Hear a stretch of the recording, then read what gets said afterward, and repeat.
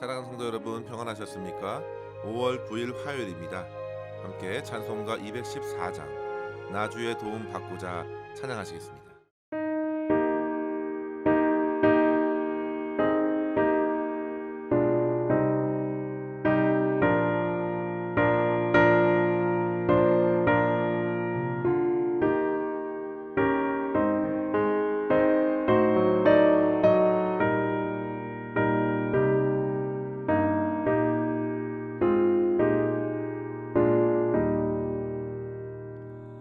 나 주의 도움 받고자 주의 손님께 빕니다.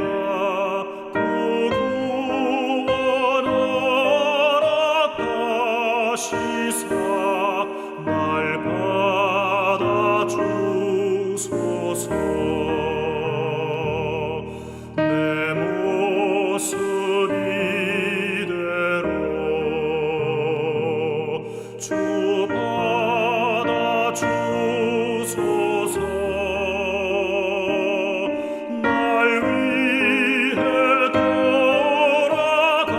돌아가신 주 날 받아 주소서.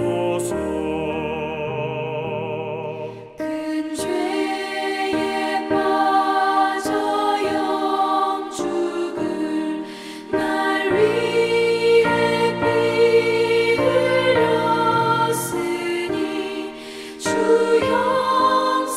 형상대로 빚으사 날 받아 주소서. 내 모습 이대로 주 받아 주소서. 날 위해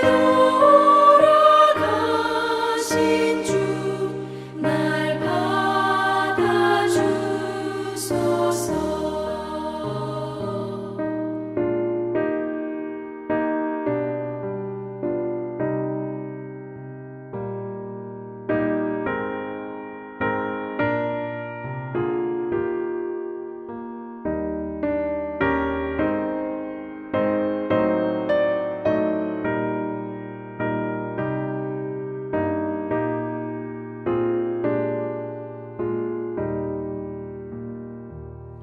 내 힘과 결심 약하여 늘 깨어지기 쉬우니 주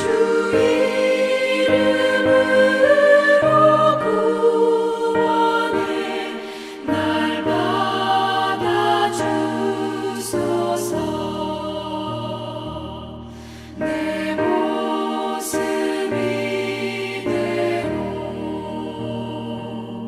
주 받아 주소서.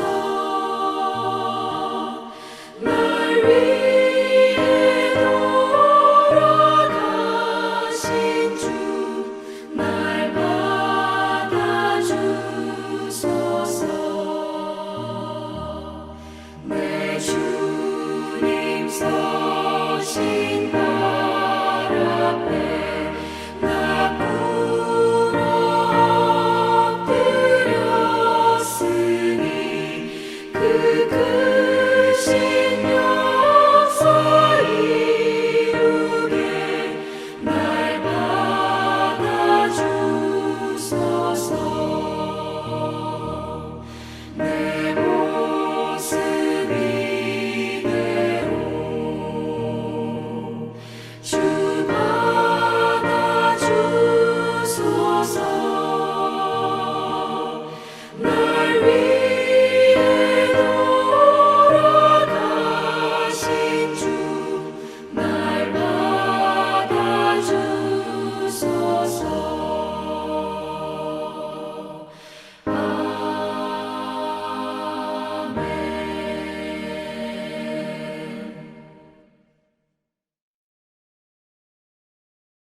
아멘.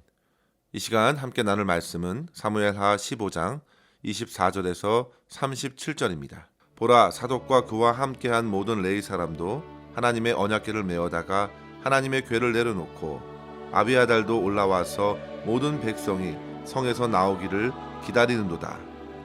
왕이 사독에게 이르되, 보라, 하나님의 궤를 성읍으로 도로 메어 가라. 만일 내가 여호와 앞에서 은혜를 입으면 도로 나를 인도하사 내게 그 궤와 그 계신 데를 보이시리라.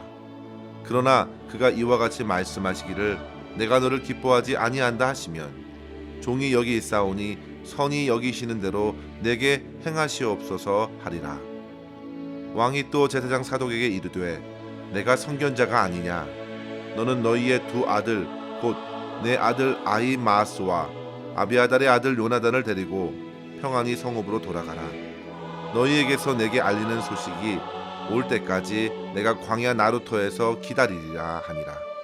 사독과 아비아달이 하나님의 궤를 예루살렘으로 도로 메어다 놓고 거기 머물러 있으니라. 다윗이 감람산 길로 올라갈 때에 그의 머리를 그가 가리고 맨발로 울며 가고 그와 함께 가는 모든 백성들도 각각 자기의 머리를 가리고 울며 올라가니라. 어떤 사람이 다윗에게 알리되, 압살롬과 함께 모반한 자들 가운데 아히도벨이 있나이다 하니 다윗이 이르되, 여호와여 원하옵건대 아히도벨의 모략을 어리석게 하옵소서 하니라. 다윗이 하나님을 경배하는 마루턱에 이를 때에 아렉사람 후세가 옷을 찢고 흙을 머리에 덮어쓰고 다윗을 맞으러 온지라. 다윗이 그에게 이르되, 내가 만일 나와 함께 나아가면 내게 누를 끼치리라. 그러나 내가 만일 성읍으로 돌아가서 압살롬에게 말하기를, 왕이여, 내가 왕의 종이니이다. 전에는 내가 왕의 아버지의 종이었더니 이제는 내가 왕의 종이니이다 하면 내가 나를 위하여 아히도벨의 모략을 패하게 하리라. 사독과 아비아달 두 제사장이 너와 함께 거기 있지 아니하냐? 내가 왕의 궁중에서 무엇을 듣든지 사독과 아비아달 두 제사장에게 알리라. 그들의 두 아들 곧 사독의 아히마아스와 아비아달의 요나단이 그들과 함께 거기 있나니 너희가 듣는 모든 것을 그들 편에 내게 소식을 알릴지니라 하는지라. 다윗의 친구 후세가 곧 성읍으로 들어가고 압살롬도 예루살렘으로 들어갔더라. 아멘. 압살롬의 반역으로 서둘러 예루살렘을 빠져나올 때에 다윗의 발을 멈추게 한 이가 바로 하나님의 언약궤를 메고 다윗을 기다리던 사독과 레위 사람들이었습니다. 그들은 다윗을 따르는 사람들이었고 하나님의 궤를 옮겨 다윗 행렬과 함께 하려 했습니다. 그런데 다윗은 하나님의 궤를 다시금 도로 메어가라고 말합니다. 성도 여러분, 하나님의 언약궤는 그토록 다윗이 춤추며 찬양하며 드렸던 하나님의 궤입니다. 그것을 가지고 가는 것은 민족의 정체성을 유지하는 것을 보여줄 수 있었습니다. 그러나 다윗은 그렇게 하지 않고 돌려보냅니다. 이유는 지금의 고난의 상황을 그대로 감내하려 하기 때문입니다. 자기의 죄와 허물의 징계를 삶으로써 그리고 주님을 의지함으로써 받아내려 하는 것이죠. 다윗이 언약궤를 사이에 두고 압살롬과 전쟁을 벌이는 것은 참으로 부끄러운 일이라고 그는 생각했음이 분명합니다. 그래서 그는 하나님의 언약궤는 그대로 예루살렘에 머물게 하고 자기는 하나님의 은혜에 맡기는 것입니다. 설령 다윗이 그 언약궤를 쥐고 있다 하더라도 그것은 다윗의 의욕과 열심 외에는 아무것도 아닙니다. 중요한 것은 다시금 하나님께서 자기 자신을 받아주시는가입니다. 하나님의 인정을 받고 하나님의 임재를 누릴 수 있는가입니다. 성도 여러분, 언약궤 자체가 능력이 있는 것이 아닙니다.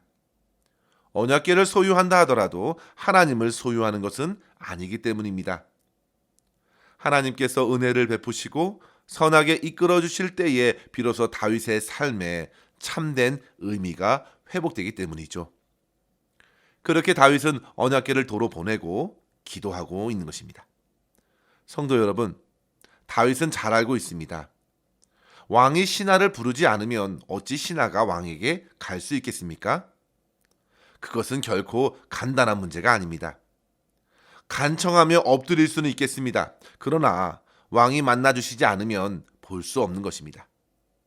때로는 목숨을 걸고 뵙고자 할 수도 있습니다. 그러나 그것도 왕이 만나주지 않으면 소용없는 것입니다. 중요한 것은 높은 사람의 의지입니다. 당시 다윗은 그렇게 언약궤를 대했고 피난의 길에 더욱 하나님의 은혜를 갈급해하며 자신의 삶을 하나님의 선한 뜻에 맡기는 것입니다. 그렇게 다시 길을 나서고 있는데 그 행렬은 참회의 행렬과도 같아 보입니다. 머리를 풀어 자기 얼굴을 가렸고 쫓아오는 백성들이 우는 것입니다.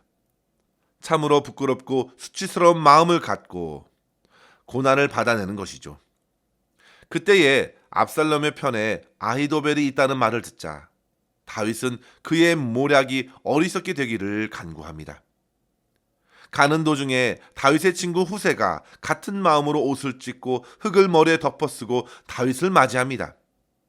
참으로 이런 친구가 얼마나 귀한지 모릅니다. 그러나 다윗은 그 친구를 다시금 궁으로 보냅니다. 그리고 아히도벨의 모략이 이루지 못하도록 자기를 도와달라고 요청하는 것입니다. 결국 다윗은 후세도 물리었고 사독과 아비아달과 그의 두 아들들까지 하나님의 언약궤까지 모두 물렸습니다. 그리고 그곳에 소식을 전달해 줄 것을 당부하고 있는 말씀이 바로 오늘 본문의 말씀의 내용입니다. 이 말씀을 통해서 우리는 두 가지의 도전, 다윗의 기도와 다윗의 최선을 배울 수 있겠습니다. 첫째로 성도 여러분, 다윗은 지금 가장 절망적인 상황에서 기도하고 있다는 사실입니다. 실패와 고난의 여정에서 그는 아들을 탓하지 않습니다.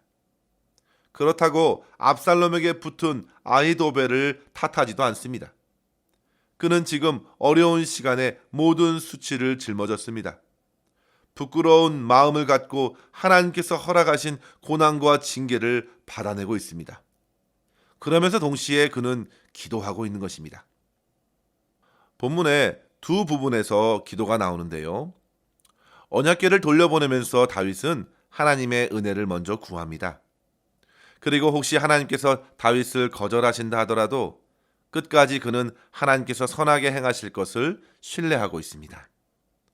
언약궤를 그가 취한들 그것이 그에게 무슨 유익이 있겠습니까?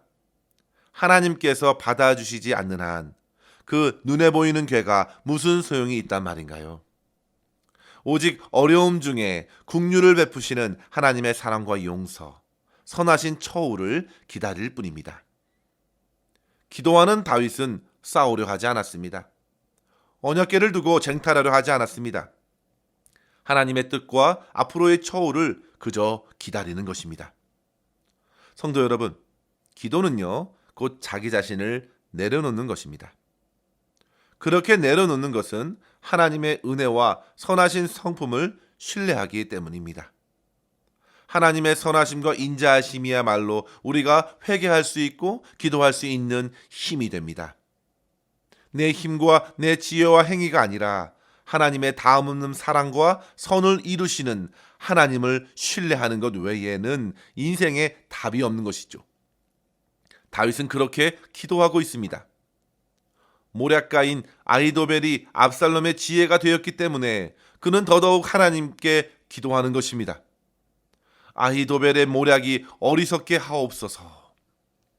그가 다윗을 배반하였기 때문에 그가 자칫 실망할 수도 있었겠습니다. 그러나 다윗은 오히려 사람의 배신과 배반으로 더욱 하나님을 의뢰하고 있습니다. 고린도전서 1장 25절에 하나님의 어리석음이 사람보다 지혜롭고 하나님의 약하심이 사람보다 강하니라 했습니다. 지혜로운 사람이 곁에 없습니다. 그러나 성도 여러분, 하나님께서 지혜의 근원이 되십니다. 다윗은 그렇게 하나님께 바짝 엎드렸습니다. 성도 여러분, 우리는 세상에서 실패하고 내 자신에게도 철저히 무너지고 많은 사람들의 외면을 당하는 일들을 얼마나 많이 경험합니까?